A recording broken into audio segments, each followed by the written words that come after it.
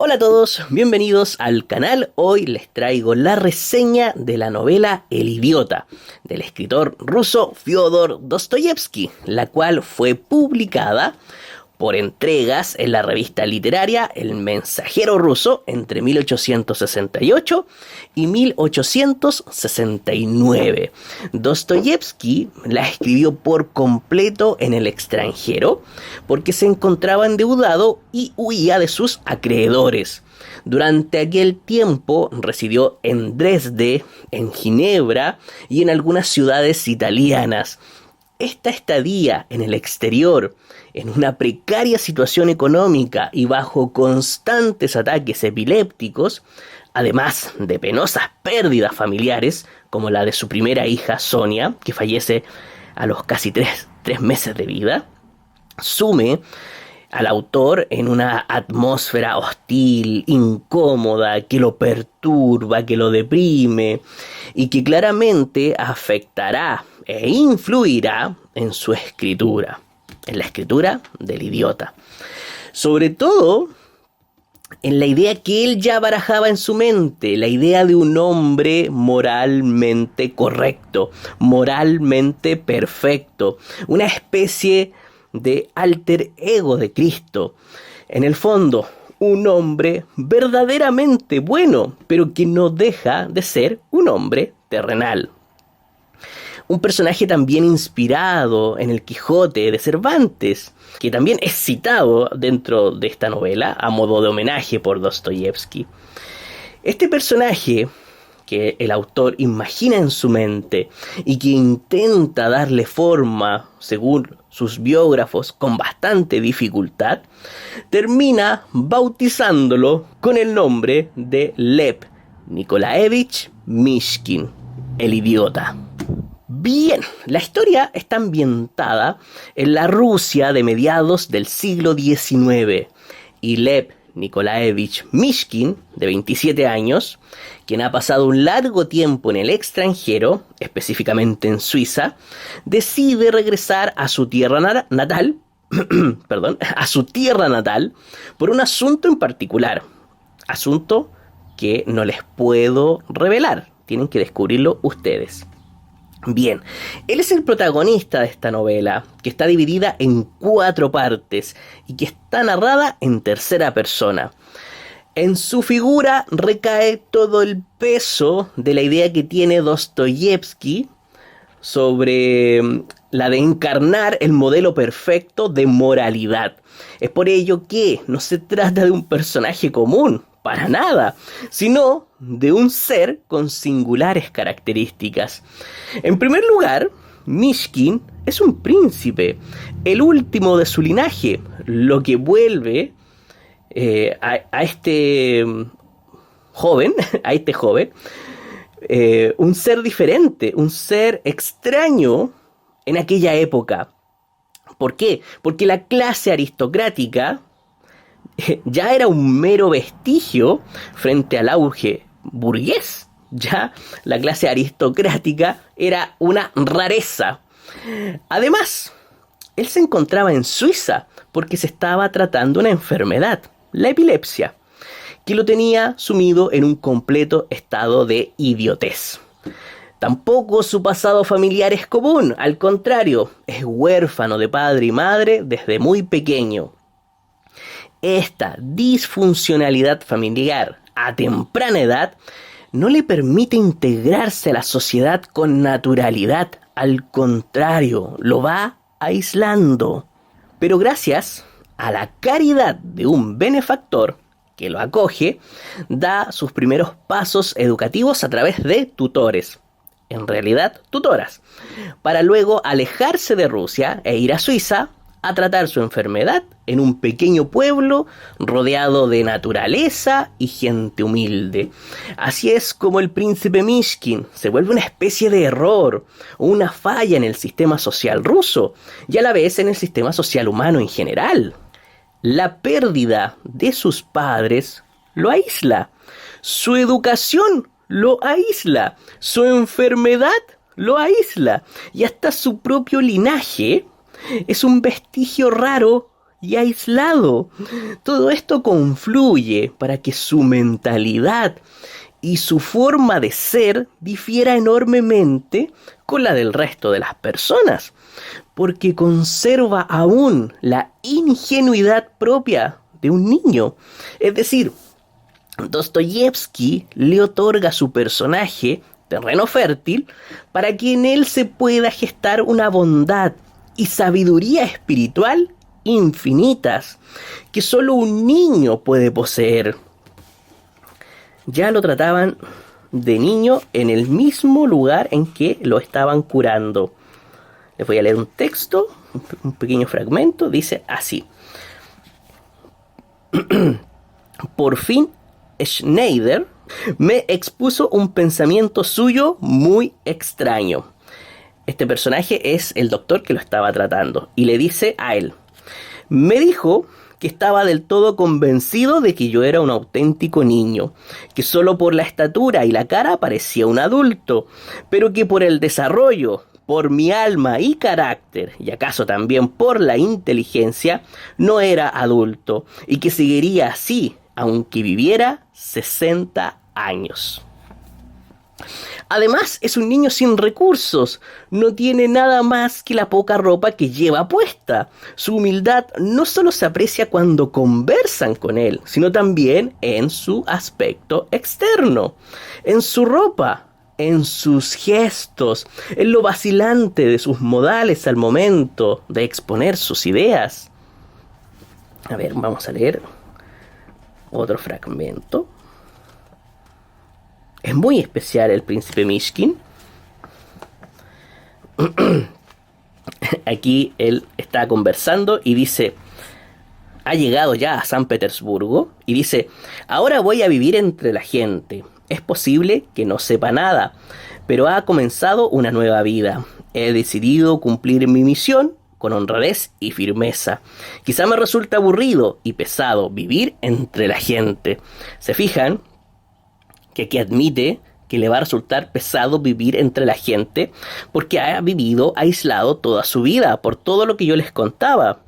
Por toda su vida dio una serie de coincidencias para que siempre estuviera aislado. Incluso el tratamiento lo hace en Suiza, pero no en una gran ciudad, sino en un pequeño pueblo, con escasas personas. Entonces, dice, es posible que también aquí me consideren un niño.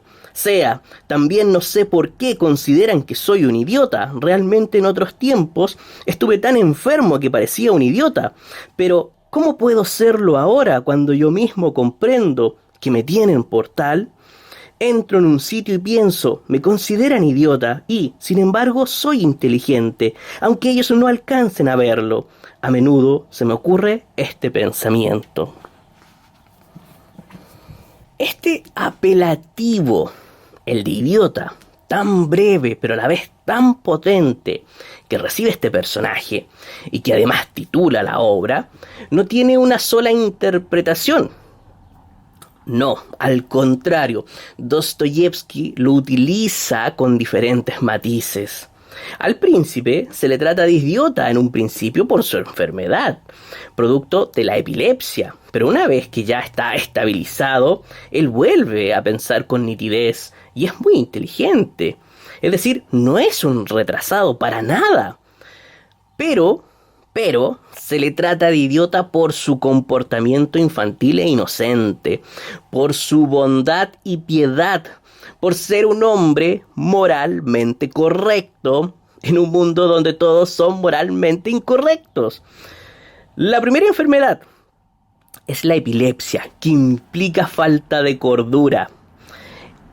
Y eso da pie para que la segunda enfermedad, que en realidad no es una enfermedad, que son su bondad y humildad, también impliquen una falta de cordura. Claro, porque ser piadoso y bondadoso y humilde en un mundo lleno de frivolidad se considera que es una idiotez. ¡Qué magnífico Dostoyevsky! ¡Qué magnífico! Es por eso que se le compara mucho con otro personaje de este autor llamado Rodion Romanovich Raskolnikov, ultra conocido por todos ustedes, que es el protagonista de Crimen y Castigo, que vendría a ser la otra cara de la moneda. Mientras el príncipe es un personaje que primero piensa en el bien común antes que en él mismo, es decir, se siente insignificante, Raskolnikov, al contrario, es sumamente cerebral, un ser que se cree superior. Les voy a leer un poquito la sinopsis. No la lean toda, lean solamente las 2 primeras líneas. Dice: tras retratar la figura del culpable en Crimen y Castigo, Dostoyevsky ahonda en el idiota, en el alma torturada de un hombre inocente. Esto es el hombre inocente versus el hombre culpable. El inocente y el culpable, las 2 caras de la moneda. El que se siente inferior y el que se cree superior. Ahí están las 2 caras de la moneda de los personajes de Dostoyevsky.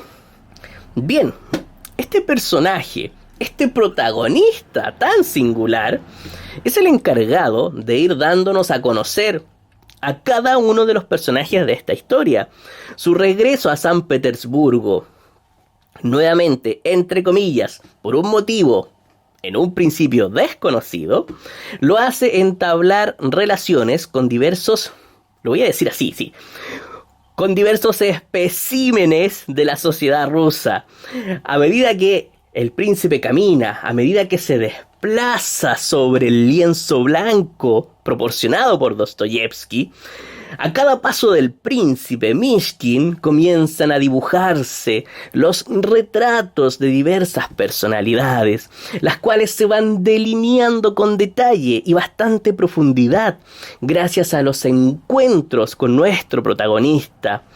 Y es que el efecto de encontrarse frente a un personaje de tales características hace que las personas sin querer develen más de lo necesario sobre ellas mismas. El príncipe tiene la capacidad de atravesar sus almas. Le voy a leer 3 fragmentos cortísimos en boca de 2 personajes que son unos pillos, que son unos sinvergüenzas dentro de la historia. Sobre todo uno, que es Lebedev. Pero primero les voy a leer un fragmento de Keller. Keller es una especie de pillo, pero toma un poco de conciencia. Keller le dice al príncipe: es así como deja usted lelo al más pintado. Por favor, príncipe, tanta candidez e ingenuidad que ni en la edad de oro se conocían, y al mismo tiempo de pronto atraviesa usted a un hombre de parte a parte con una observación psicológica tan profunda, como si fuera una flecha. Es que el príncipe no miente, el príncipe te atraviesa con sus palabras, con su sinceridad. Y Keller vuelve a decirle: no comprendo por qué lo llaman a usted idiota después de esto. Es un momento en que Keller desnuda su alma frente al príncipe. Claro, le estaba pidiendo dinero el sinvergüenza, pero ya, es que es muy gracioso. Es muy gracioso como Dostoyevsky caricaturiza un poco a estos personajes. Y el mismo Lebedev, que es otro personaje bastante sinvergüenza dentro de la historia, le dice: a usted y solo a usted le declararé la verdad, porque usted penetra en el alma de las personas. En el fondo es un pensamiento sincero, pero Lebedev es un personaje muy lambiscón, esa es la palabra, lambiscón, y tiende a sobreelogiar a las personas, y sobre todo al príncipe. Ya, ok, ahí les leí algunos fragmentos.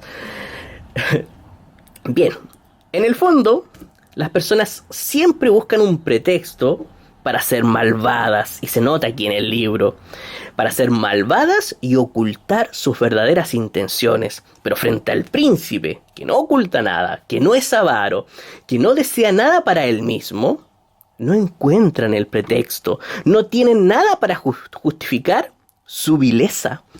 Eso los desarma.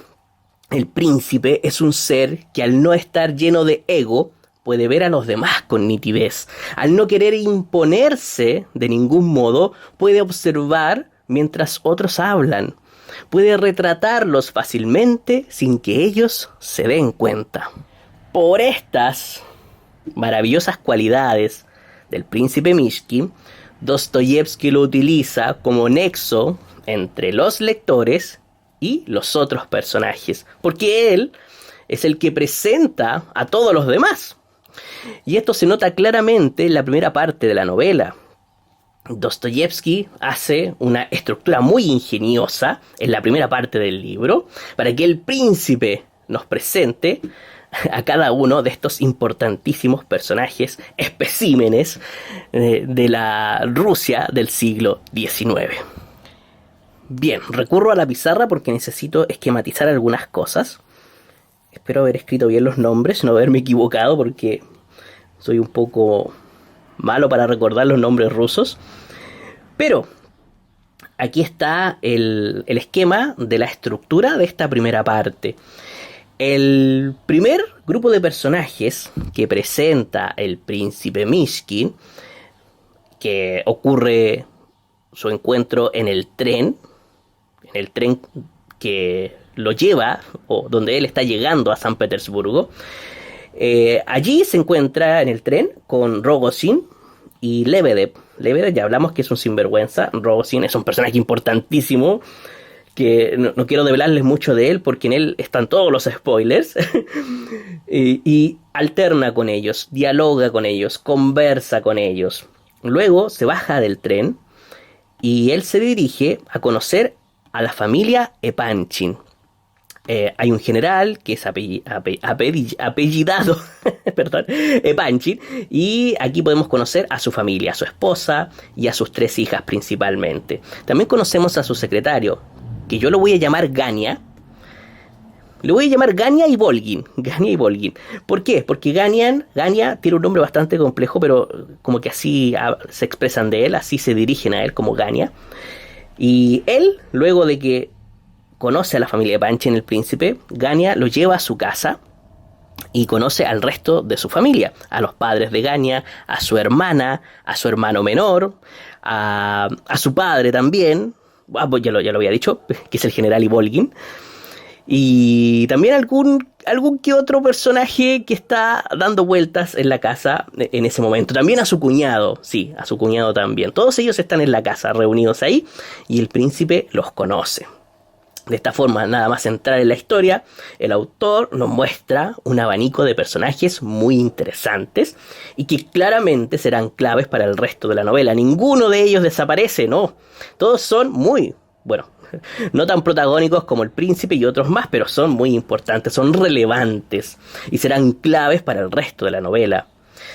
Pero aquí falta presentar uno de los más importantes, y este hace acto de presencia justamente en la parte final de la parte 3 de presentación de personajes. Luego de que el príncipe conoce ya a la familia Ivolgin al completo, ya intercambiaron todas las formalidades, aparece ella. Sí, ella. Uno de los personajes más importantes dentro de la novela. Uno de los personajes principales. Pilar fundamental de esta historia. Y uno de los mejor diseñados por Dostoyevsky. Voy a tratar de anotar su nombre. Ya, escribí todo lo que tenía que escribir para ahorrarles tiempo, para que no me vieran escribiendo. Ok, ella se llama Nastasia Filipovna Barashkova. Nastasia Filipovna Barashkova. La famosa NFB.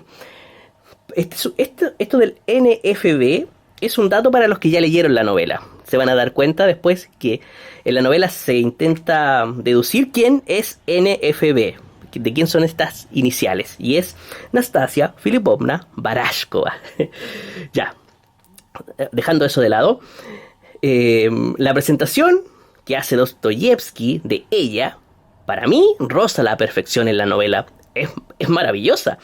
Es tanta su importancia, la importancia de este personaje, que el autor prefiere ir introduciéndola poco a poco en la historia, de una forma totalmente indirecta. Primero tenemos que pasar por todo esto, y al final llegamos a conocer a Anastasia. No la conocemos de entrada, cosa que podría haberlo hecho Dostoyevsky, pero el arte literario le pedía esto, una presentación indirecta. Y además porque el príncipe Mishkin, él también debe conocerla así, él debe conocerla de manera indirecta, no debe conocerla de frente, tiene que ir poco a poco, para que su esencia, la esencia de esta mujer, penetre poco a poco en él, en su alma.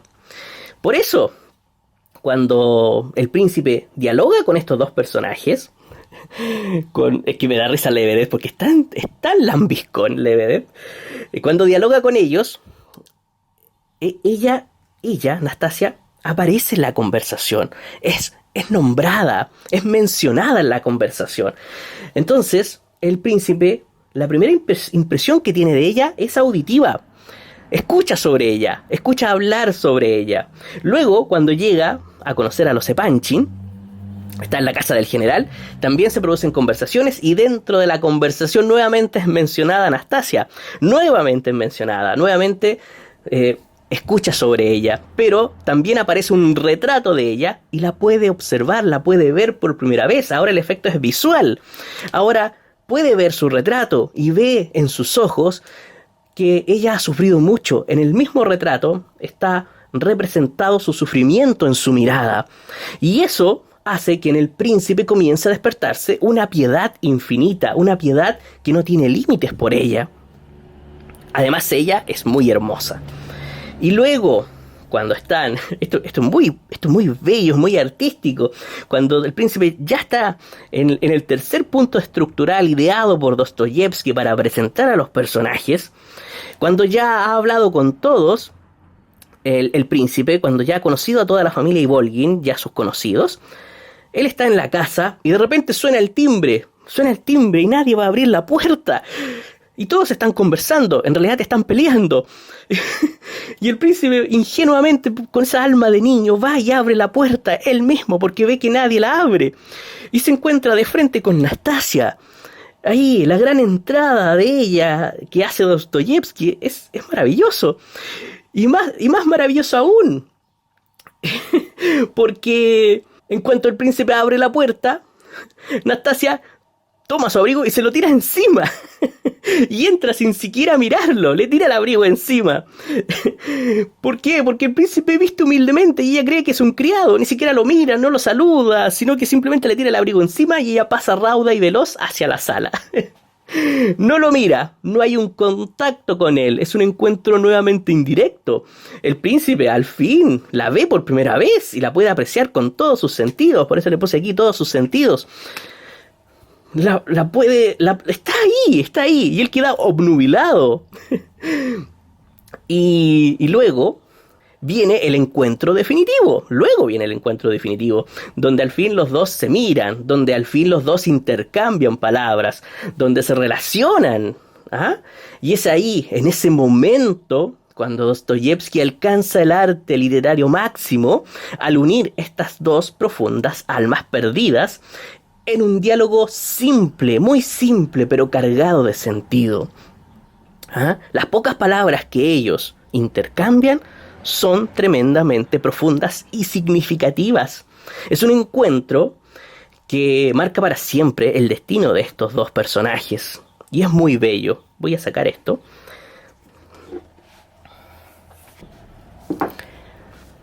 Voy a leerles un poquito solamente, no mucho, lo que el príncipe le dice, o un pequeño diálogo que tiene el príncipe y Nastasia. Me he quedado sorprendido al verla tan de repente, balbuceó el príncipe. ¿Cómo sabía que era yo? ¿Dónde me había visto? Aunque la verdad es que parece como si le hubiera visto antes. Permítame una pregunta. ¿Por qué se ha quedado antes tan parado? ¿Qué es lo que tengo para que se quede pasmado? En el momento mismo de abrir la puerta, también pensaba en usted y de pronto se me aparece, le dice el príncipe. ¿Cómo me ha reconocido? Por el retrato. ¿Y qué más? Le dice ella. Y porque la imaginaba tal como es, parece como si la hubiera visto no sé dónde. ¿Dónde? ¿Dónde? Sus ojos los he visto en alguna parte. Aunque no puede ser, lo digo por decir. Nunca he estado aquí. ¿Acaso haya sido en sueños? Este maravilloso diálogo tiene un significado muy especial, porque el príncipe, en su absoluta piedad, en su absoluta misericordia, desea o soñó en su momento en salvar un alma como la de ella. Hay un prototipo de alma que él desea salvar y que jamás pensó que se haría realidad. Y Nastasia encarna todos los aspectos de ese prototipo. Y el príncipe, por eso el príncipe le dice, ¿acaso haya sido en sueños? Porque deseaba conocer a una mujer así. No creía que existía y existe. Le tiró el abrigo encima, como si él fuera un sirviente. Me voy a adelantar un poco. Vamos a salir de la casa de los Ivolgin. Vamos a salir y vamos a ir a otro lugar, pero no le voy a decir dónde. Porque después, en ese lugar se genera la respuesta de Nastasia.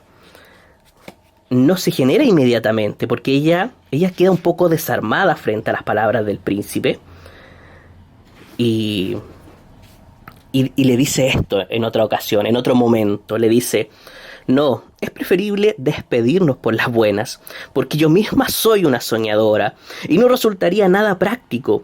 ¿Acaso no soñaba también contigo? En eso tienes razón. Hace mucho que soñaba. Cuando estaba en la aldea, los 5 años que pasé completamente sola.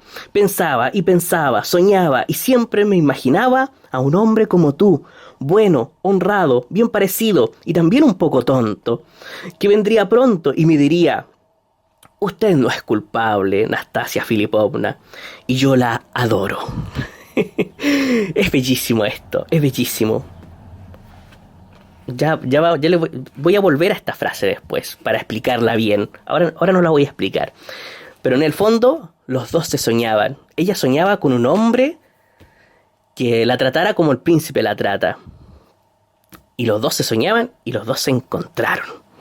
Ahora voy a retroceder. Dejemos a Nastasia de lado en esa frase, porque eso fue antes. Volvamos a la casa de los Ivolgin. Ahí está el príncipe que le han tirado el abrigo encima y que está dialogando por primera vez con ella.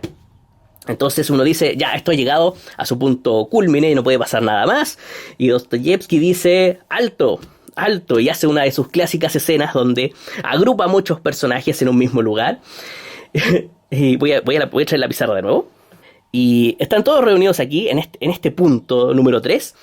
Y de pronto, los del punto número 1 hacen una... ¿Cómo lo hago? Voy a borrar esto. Ya, borrado.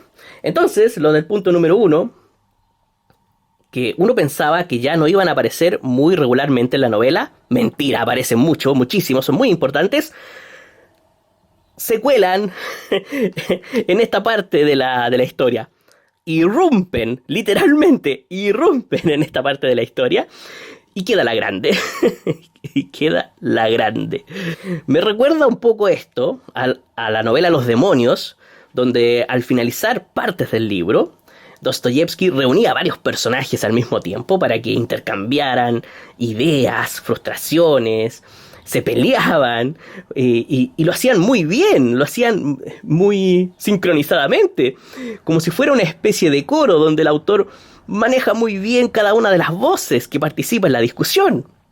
Y aquí pasa lo mismo, pasa exactamente lo mismo, aunque luego esta reunión donde se arma un ajetreo importante, donde se arman fuertes discusiones, luego es trasladada a otro lugar, pero eso lo vamos a ver, eso ya no se los puedo decir, es parte importante del argumento. Ya no se los puedo revelar, ustedes lo deben descubrir.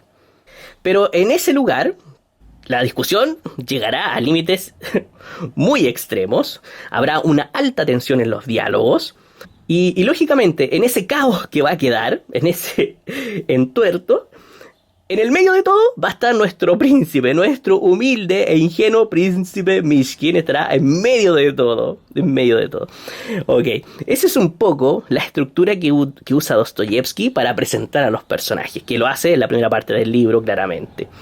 Luego de esta parte de presentaciones, de introducciones, los personajes ya pueden moverse con libertad. Ya nuestro príncipe los ha presentado, ha interactuado con ellos, y al interactuar con ellos ha profundizado en ellos, los hemos conocido más de lo normal gracias al príncipe. Y Dostoyevsky ya no necesita de que el príncipe esté ahí con ellos para que ellos, para desarrollarlos. Ya no necesita al príncipe, puede prescindir de él. Así que ya en el comienzo de la segunda parte lo deja un poco al lado y los personajes pueden moverse con libertad. Ya Dostoyevsky puede desarrollarlos, puede indagar más en ellos y nos cuenta más de ellos a través de la narración en tercera persona. También se suma uno que otro personaje nuevo en las otras partes del libro, pero la mayoría ya han quedado presentados. Recuerden suscribirse al canal si la reseña les está gustando para que lleguemos a los 100.000. Ahora es importante aclarar quién es Nastasia Filipovna. Ella, al igual que el príncipe, es huérfana desde muy pequeña y también es ayudada, entre comillas, por una especie de benefactor que la encontró muy bella cuando era niña. Recalco lo de entre comillas, porque lo que finalmente desea de ella, este hombre rico, es que sea su concubina. Mejor voy a leerles cómo describe Anastasia Vladimir Nabokov en su pequeño análisis del idiota que hace en este curso de literatura rusa. Cuando leemos la opinión de Nabokov sobre Dostoyevsky, claramente se nota que no le gusta a Dostoyevsky. Pero aquí creo que define muy bien a Anastasia. Voy a leerles este fragmento.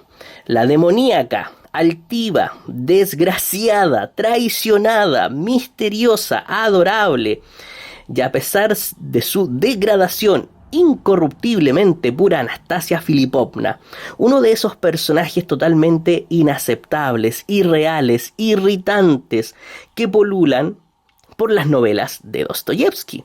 Esta mujer abstracta cultiva el sentimiento superlativo. Ni su bondad ni su maldad conocen límites. Es la víctima de un vividor ya maduro que, después de tenerla por amante y disfrutar de su compañía durante varios años, ha decidido casarse con una mujer decente y opta con toda tranquilidad por casar a Anastasia Filipovna. Esta desgracia de quedar ella huérfana se transforma en una doble desgracia cuando este hombre la ayuda. Le entrega un camino fácil, la conduce por un camino fácil y la priva de tomar otras opciones, de desarrollarse. La deshonra porque la vuelve su amante y no se quiere casar con ella. Es más, la quiere casar con otro hombre para él casarse con una mujer decente. A ese nivel es este hombre rico, le vamos a decir. Y eso atormenta a Anastasia. Es una desgraciada, es una mujer traicionada. Y frente a todo el mundo ha quedado deshonrada. Y aquello ya no se puede borrar. Es imborrable. Todo su honor ha quedado manchado. Y por ello, ella siente que no tiene derecho a ser feliz. Quiere ser feliz. Y puede hacerlo. Tiene todas las herramientas. Pero ella misma se sabotea. Su conflicto interior es profundo y complejo. Dostoyevsky la lleva al límite de su resistencia mental, porque Anastasia ya estaba convencida de que la felicidad jamás tocaría su puerta. Y empezaba a estar más tranquila de espíritu, porque estaba convencida de que ya no tendría ninguna oportunidad. Estaba tranquila, pero conoce al príncipe y la posibilidad se presenta de improviso. Pero ella ya había dado todo por perdido. Si ya estaba manchada, entonces ella se mancharía por completo. Pero ahora está el príncipe. Pero también ya está todo perdido, por otro lado. Está el príncipe y está todo perdido. Está el príncipe que la puede hacer feliz, pero ella ya ha sido deshonrada. Y si ella estuviera con el príncipe, lo deshonraría a él. Y se mantiene en ese tira y afloja enloquecedor. Tan excelente que desarrolla Dostoyevsky. Su mente va de un extremo a otro. atormentándose, y por eso quiere acabar con todo el sufrimiento, eligiendo un solo lado. Basta de ir de acá para allá, pensar y pensar. Por eso desea ser malvada, ser una libertina, ser lo peor de lo peor. Quiere ser por completo una desgraciada y así tener paz, la paz que tanto necesita, porque se está autodestruyendo. Pero el príncipe la quiere salvar, y ella desea salvarlo a él de ella misma, y lo aleja. En Nastasia, Dostoyevski alcanza niveles de profundidad psicológica asombrosos, tanto así que a Nabokov no le gusta, y lo siente una exageración. Claro, ustedes escucharon lo que dije recién, él lo siente una exageración. Pero Dostoyevski es así, y más adelante les voy a decir quizá por qué es así. Voy a volver a un fragmento que les leí en una ocasión y que les dije que se los iba a comentar más adelante. Ha llegado el momento. ¿Se acuerdan cuando Nastasia le dice esto al príncipe? No, es preferible despedirnos por las buenas, porque yo misma soy una soñadora, y no resultaría nada práctico. ¿Acaso no soñaba también contigo? En eso tienes razón. Hace mucho que soñaba, cuando estaba en la aldea. Los 5 años que pasé completamente sola. Pensaba y pensaba, soñaba, y siempre me imaginaba a un hombre como tú, bueno, honrado, bien parecido y también un poco tonto, que vendría pronto y me diría: usted no es culpable, Nastasia Filipovna, y yo la adoro. Ahora que les comenté un poco quién es Nastasia y un poco de su vida, esto tiene mucho más sentido. Ella, como era huérfana y estuvo sola y desolada y deshonrada, siempre quiso que llegara alguien a salvarla, alguien que le dijera y que creyera en ella y que estuviera totalmente seguro de que ella no era culpable de esto. Es la profunda bondad del príncipe la que desarma a Nastasia, porque él no la apunta con el dedo como todos los demás. Él cree firmemente que ella no es culpable de nada. Los dos se soñaron, los dos se imaginaron y los dos al fin se han encontrado. Pero es demasiado tarde. Bien, esta relación, que ya es bastante complicada, puede volverse aún más compleja, les voy a explicar. La novela funciona porque tiene un motor constante, una relación que siempre está en tensión. Mishkin y Filipovna. Nastasia.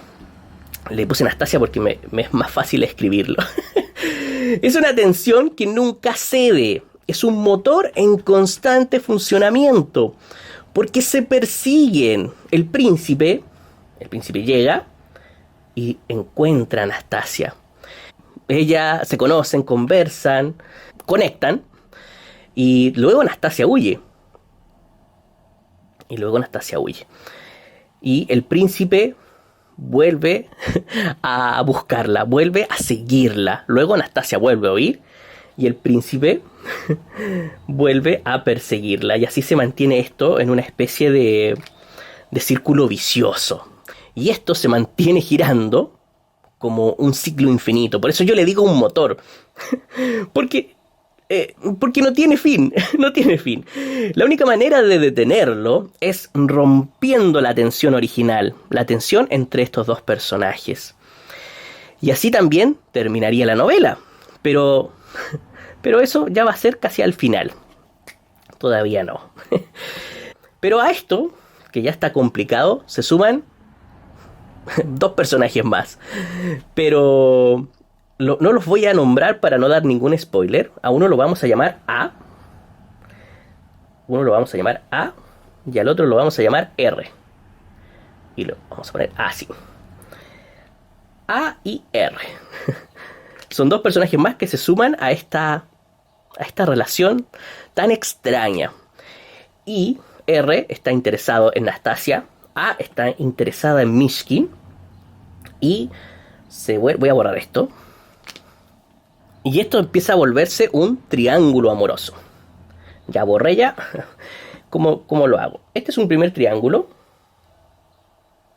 ¿Se fijan? Ahí está el primero. Y el otro es este. Ahí está. Está bien enredado, pero ustedes me entienden. Esto le otorga a la novela y a las relaciones entre estos personajes una complejidad bastante alta. Estos personajes, A y R, también son muy bien desarrollados por Dostoyevsky. Yo podría ahondar perfectamente en ellos, hacer un video de cada uno, pero no es la idea porque ellos están cargados de spoiler. No, es mejor que ustedes los vayan conociendo. La construcción que hace Dostoyevsky de ellos es fenomenal. Al igual que el del resto de los personajes secundarios, todos tienen historias muy detalladas y personalidades muy interesantes y llamativas. Están, por ejemplo, los que encarnan la histeria, los que son altaneros. Está también la demencia senil en la historia. Hay un personaje específico con demencia senil. Hay uno extremadamente envidioso, otro muy arrogante, otro muy orgulloso. También la mentira está muy presente en la historia, y sobre todo la avaricia. Algunos personajes combinan algunas de estas características dentro de ellos mismos. Características que también se potencian gracias al alcoholismo siempre presente en las novelas de Dostoyevsky. El alcohol no puede faltar, es un detonante. Bien, a pesar de ser excelentes personajes todos, no son nada más que una sombra frente a los grandes protagonistas, Mishkin y Nastasia. Como les decía, podría analizar cada uno de los personajes por separado. Incluso podría hacer un video por personaje, porque la cantidad de detalles y lo bien construidos que están da para eso. Tienen mucho que dar. Pero esta es una reseña y sería demasiado larga. Y por tiempo solo voy a resaltar uno de ellos. Voy a hablar un poquito del joven Hippolyte Terentiev. Terentiev. Le voy a dejar aquí el nombre para que lo vean.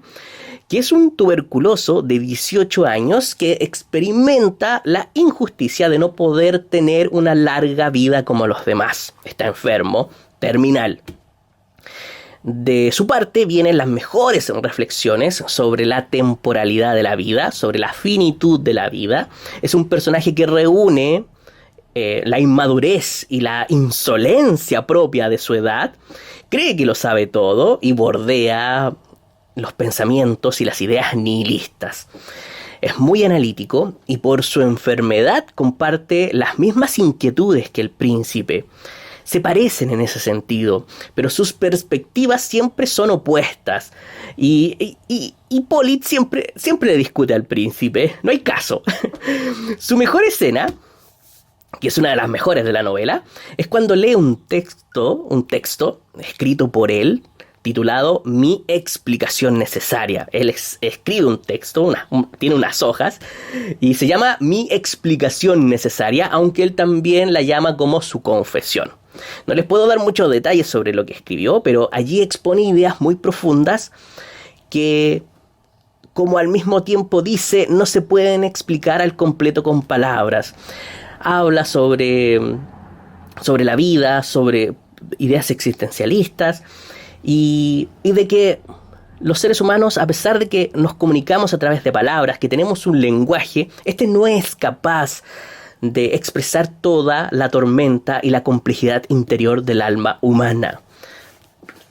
Que es muy bueno este fragmento, lo voy a leer para que lo aprecien.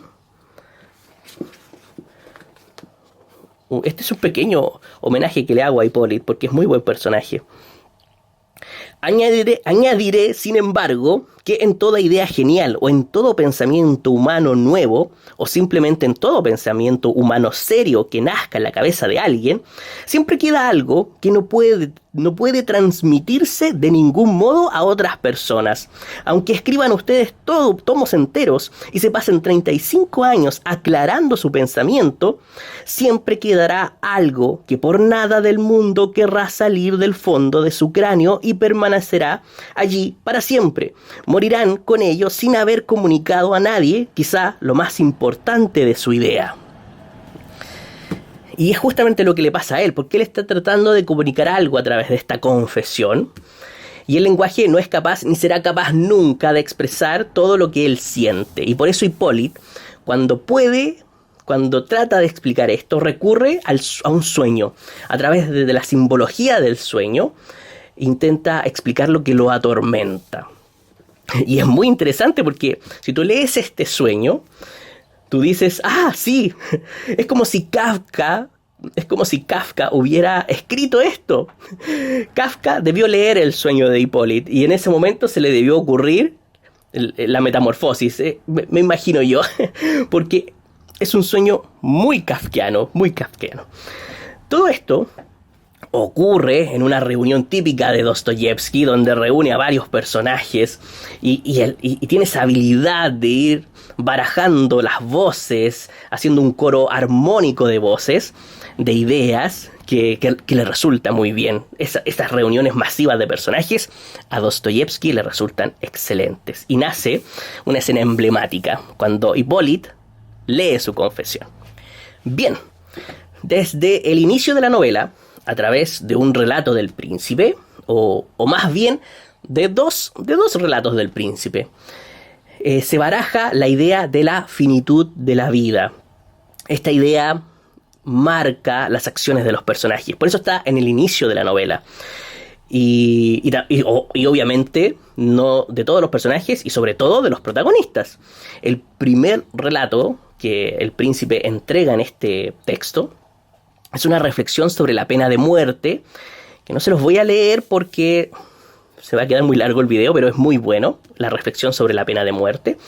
Y el segundo es sobre lo que vivió otro hombre, dice el príncipe. Yo conocí a un hombre y esto me contó. Que claramente es Dostoyevsky, porque es algo que le pasó a él. A este hombre simularon fusilarlo. A este hombre le hicieron creer que moriría. Pero finalmente no fue así. Pero él creyó que lo fusilarían. Y esto lo marcó demasiado, porque lo llevaron al extremo. Es muy impactante esto. Porque fue lo mismo que le pasó a Dostoyevsky. Te dicen, te voy a matar, vas a morir hoy, y tú te empieza una agudeza de sentido, despiertas una agudeza de sentido en ti en el momento en que sabes que tu vida se acorta a 5 minutos o a unos pocos minutos, que es muy similar también a lo que le pasa al príncipe cuando le va a venir un ataque epiléptico. Él tiene una agudeza se le agudizan los sentidos y toda la vida, un segundo antes de que le venga el ataque, siente una especie de iluminación casi celestial, donde puede percibir toda la vida en un segundo. Eso se parece mucho a lo que le pasa a Dostoyevsky, a este hombre, que lógicamente es Dostoyevsky, que está a punto de ser fusilado. Les voy a leer un poquito lo que dice aquí.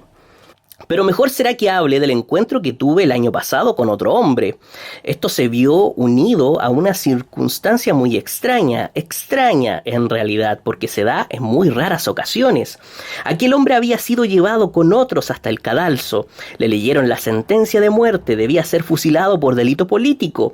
20 minutos después le notificaron el indulto y la nueva condena. Sin embargo, los 20 minutos transcurridos entre una y otra sentencia, acaso fuese un cuarto de hora, los vivió con la convicción indudable de que al cabo de unos minutos iba a morir.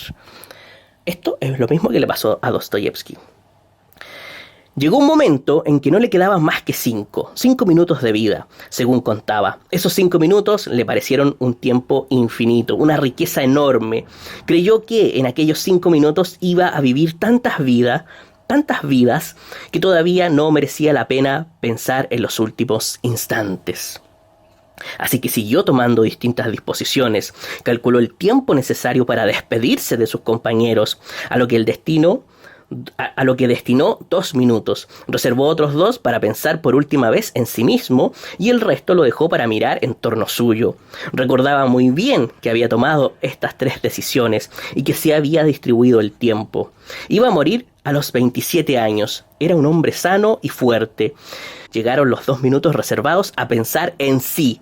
Sabía de antemano en qué iba a pensar. Deseaba ardientemente imaginarse cuanto antes y de la manera más clara posible cómo era aquello de que en aquellos instantes era y vivía, y 3 minutos después sería algo. ¿Quién o qué?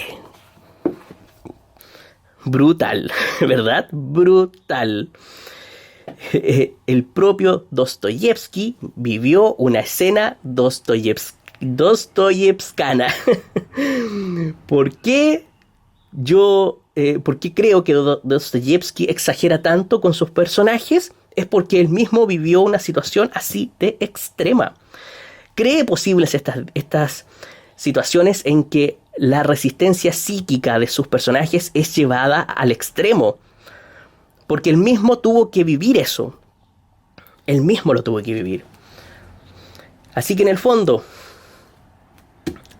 al príncipe y a Dostoyevski, a los dos los acercaron a la muerte de golpe. Tanto al padre escritor, Dostoyevski, como al hijo ficcional, el príncipe, fueron acercados a la muerte. Y tuvieron este resplandor divino de los últimos segundos o los últimos minutos de vida. Los ataques del príncipe lo acercan constantemente a la muerte. Le recuerdan que su vida es finita. Porque no solamente puede morir, sino también volver a un estado de idiotez tan alto, pero tan alto que es casi lo mismo que estar muerto. Y es por eso que intenta a cada momento vivir al máximo, pero no para él, sino para los demás. Una última frase. Ni siquiera un instante se puede despreciar, y que a veces 5 minutos valen más que un tesoro. Este deseo de ser bueno, piadoso, humilde, claramente es una característica positiva. Nadie lo niega.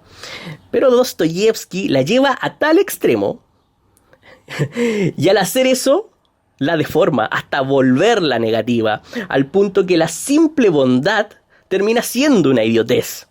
Esa es otra característica de este título. Porque por muy bueno que quiera ser el príncipe, no es un santo, es un hombre terrenal, con deseos propios que deja siempre de lado por el beneficio de los demás. Es un personaje que se mantiene pasivo, no toma decisiones, no toma acciones, deja que los demás tomen las decisiones por él. Son las decisiones de los otros, de los demás, que sí eligen, las que mueven al príncipe. Todos los personajes de alguna forma intuyen la finitud de la vida en esta historia. Algunos en mayor grado y otros en menor grado. En mayor grado, por ejemplo, les contaba de Hipólito. Y por ello intentan vivir al máximo, pero actuando y tomando lo que quieren para ellos. En cambio, Mishkin, no, él no hace nada por él, no, es totalmente pasivo. Y esta pasividad extrema termina hiriendo a otros. Él, a través de su pasividad, no quiere herir, pero hiere igual. Este es otro matiz tan brillante que intenta descifrar Dostoyevski. La nula capacidad de elegir lo que se desea, pensando que al hacer eso se causará menos mal. Pero se produce todo lo contrario. En el fondo, Dostoyevski revela la complejidad de los ideales. El ser humano es un ser tan ambivalente que con él no se puede ser totalmente bueno ni tampoco ser totalmente malo. No puedes relacionarte con el mundo desde uno de estos dos extremos, porque la realidad no es así. El príncipe, en su ingenuidad, en su inmadurez, en su burbuja, cree que está haciendo lo correcto, que está ayudando, que está mejorando vidas y rescatando personas, que el resultado de sus acciones será positivo. Pero puede que al final relacionarse con el príncipe, al final de cuentas, sea totalmente desastroso. Finalmente, El idiota, a pesar de su extensión, puedo recomendarla para los que recién están leyendo a Dostoyevski, porque su ingeniosa trama y la gran variedad de giros que el autor incorpora para mantener la tensión narrativa resulta, a mi parecer, mucho más fluida que en Los demonios o en Los hermanos Karamazov, por ejemplo. Algunos críticos incluso han llegado a decir que es la novela más tolstoyana de Dostoyevsky. Si me preguntan por la traducción de esta edición, simplemente me gustó. El traductor es José Laín Entralgo y Augusto Vidal, que es una traducción, no es tan moderna, pero está súper bien. Yo la encontré muy bien. Para el precio del libro está excelente, no le encontré ningún problema. Claro, hay traducciones nuevas que están saliendo, sobre todo en Alba, que me imagino que modernizan un poco el lenguaje, pero para que nosotros podamos leerlo con mayor fluidez.